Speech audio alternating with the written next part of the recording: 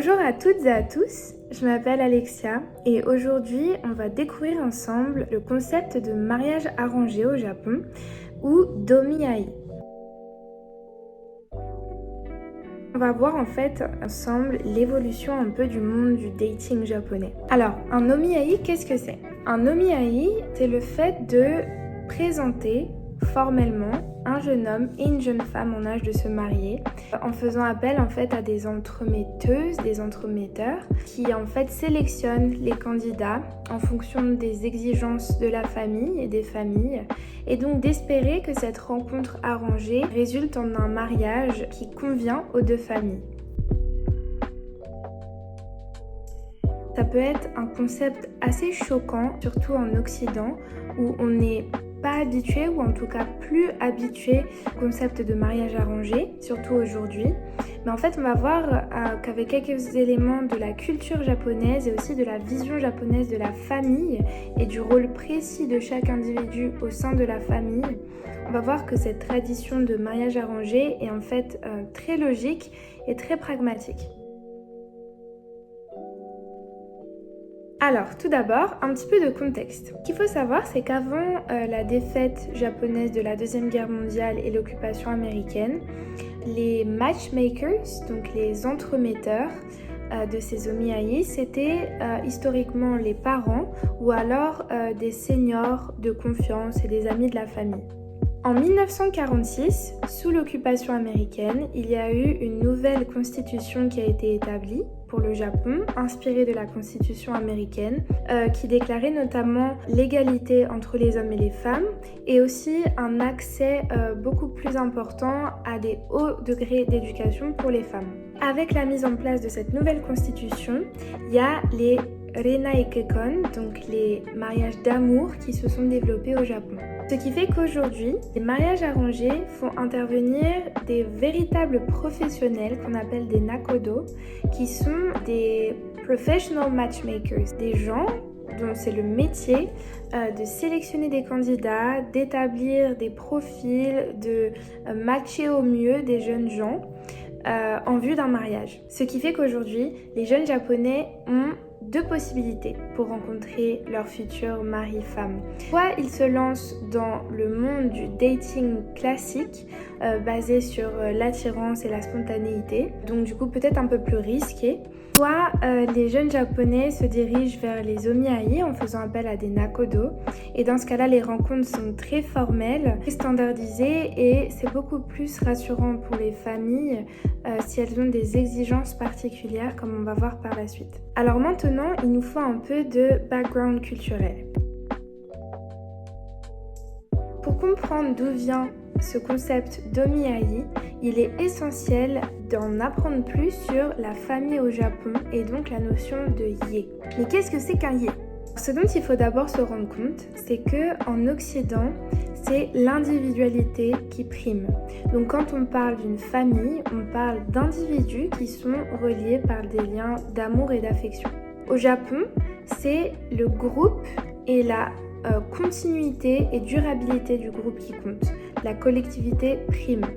Et du coup, en japonais, le mot qui se rapproche le plus du mot famille pour les occidentaux, c'est le mot yé, la notion de yé. Un yé, c'est du coup une famille en tant qu'unité continue.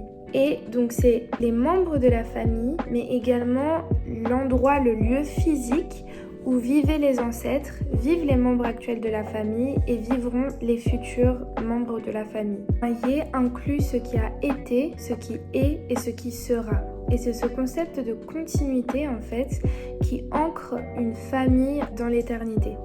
Mais quel est le rapport avec le concept de Miyai du coup? Eh bien du coup, chaque membre d'un yé a en fait le devoir ou guéri d'œuvrer pour la prospérité et la durabilité du yé. Donc les membres actuels le doivent aux générations passées qui ont travaillé pour leur offrir les conditions dans lesquelles ils vivent et ils ont aussi eux-mêmes le devoir de faire prospérer le yé pour les générations futures. Du coup, c'est vraiment par reconnaissance pour les efforts passés et par devoir pour les membres futurs que les individus d'une famille dédient leur vie au yé. Mais du coup, quel est le rapport avec l'omiaï? Eh bien, l'omiaï, c'est la meilleure manière de faire perdurer le yé et de s'assurer que les efforts des générations passées n'ont pas été faits en vain. Par exemple, on ne voudrait pas qu'un jeune héritier d'une grosse entreprise familiale japonaise choisisse une épouse qui ne lui permette pas de remplir ses obligations vis-à-vis de l'entreprise familiale, ce qui causerait la faillite de l'entreprise. Donc maintenant, on a compris d'où venait le concept d'omiaï. Maintenant, quels sont ses avantages et ses inconvénients? Alors, comme avantage, il y a clairement que l'omiaï en fait assure une continuité économique et culturelle au sein d'une famille. Les familles peuvent choisir exactement d'où vient leur future belle-fille ou gendre et assurer du coup la cohérence de la famille. Maintenant, les inconvénients. Alors, le principal inconvénient de cette tradition, c'est qu'évidemment, les jeunes femmes et époux n'ont pas le choix pour les candidats qui leur sont présentés.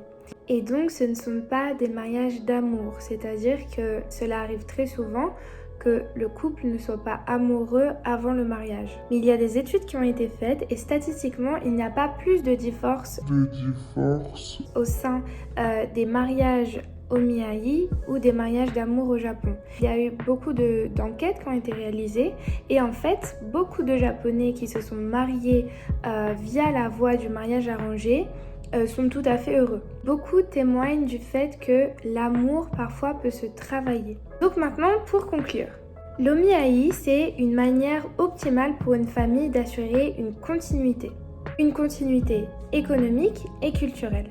Cependant, aujourd'hui au Japon, il y a plusieurs facteurs qui expliquent que le nombre d'omiaï, mariages arrangés, diminue par rapport au mariage d'amour.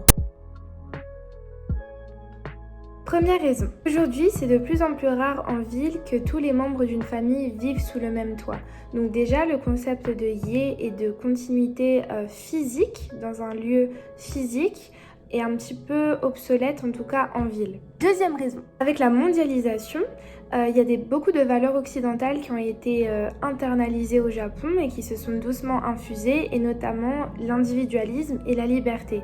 Donc aujourd'hui, on voit qu'il y a de plus en plus de parasite singles, ce que les Japonais appellent du coup des célibataires parasites qui vivent au crochet des parents, qui placent en fait le travail, la carrière, les études et les amis plus haut en fait que le mariage.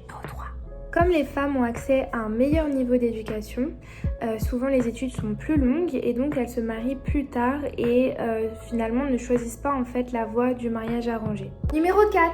Eh bien, au Japon, comme partout ailleurs dans le monde, le modèle mari-femme, mariage-enfant, en fait, n'est plus forcément le modèle qui est suivi.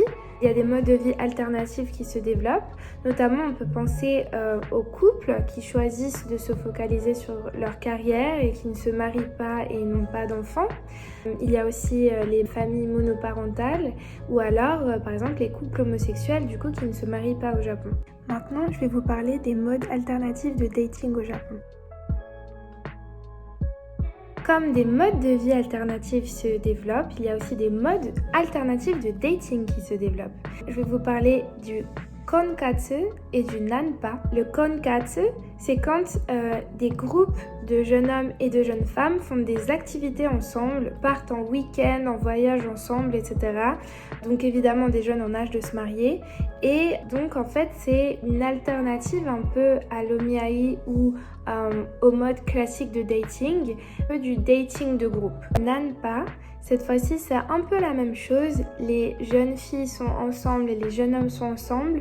Mais cette fois-ci, c'est dans la ville que les groupes partent à la recherche, disons, mais plutôt déambulent dans la ville et les groupes se rencontrent, etc. Il y a des échanges de numéros de téléphone. Et donc, c'est plus facile que le modèle classique de date où finalement les individus sont seuls et doivent faire les choses seuls. Donc le groupe donne en fait de la force aux jeunes gens.